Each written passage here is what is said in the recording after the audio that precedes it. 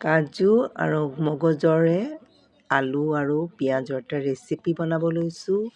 গ্ৰাইণ্ডাৰত মই মগজ আৰু কাজুটো পেষ্ট বনাই লৈছোঁ আৰু গ্ৰাইণ্ডাৰত নহৰু আদা পিঁয়াজ জলকীয়া এইখিনি পেষ্ট বনাই লৈছোঁ। তাৰপিছত মই এখন কেৰাহীত অলপমান তেল দি ইয়াত কালজিৰা আজৱাইন কেঁচা জলকীয়া দুটা এখিলা তেজপাত দি দিছোঁ।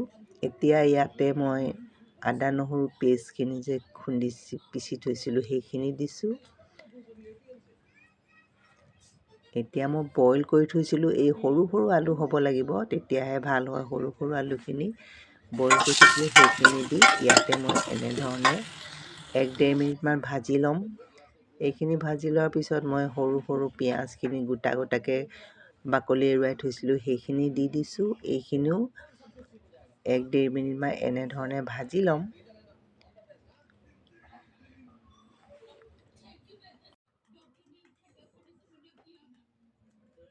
এতিয়া ইয়াত 1 চামুচ মই কিটচেন কিং মছলা দিছোঁ, আধা চামুচ কাশ্মীৰী জলকীয়া গুড়ি দিছোঁ,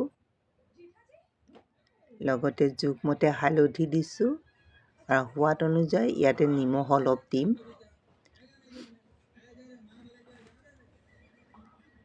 এইখিনি ভাজি লৈছোঁ, এতিয়া নিমখ অলপ দিম।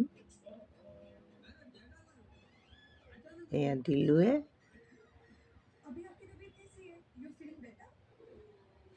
এইখিনি এনেধৰণৰ হৈছে ভাজি লোৱাৰ পিছত। এতিয়া ঢাকোনখন দি দিছোঁ। পুনৰ ঢাকোনখন তুলি আকৌ এবাৰ লৰাই দিম এনেধৰণে।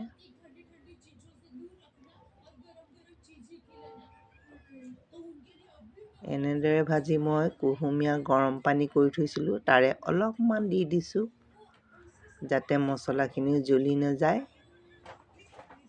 আৰু বস্তুখিনিও সিজি যায় যেন। সেইকাৰণে পুনৰ ঢাকনিখন দি দিম।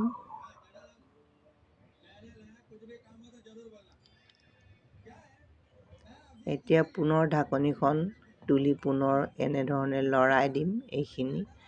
এয়া আধা সিজা হৈছেই।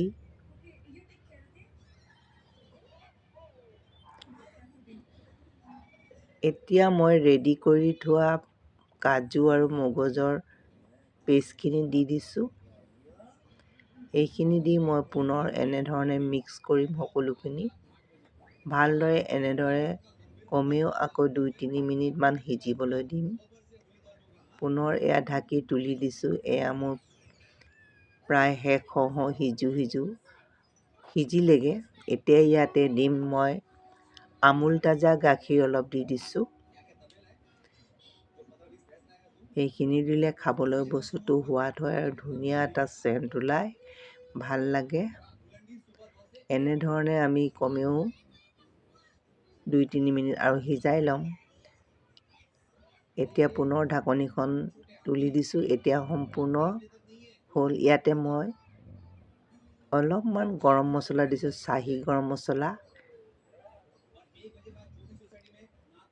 এতিয়া মোৰ এইখিনি ৰেডি হ'ল। মই ইয়াতে কম পৰিমাণৰ বাটাৰ দিম, আধা চামুচমান।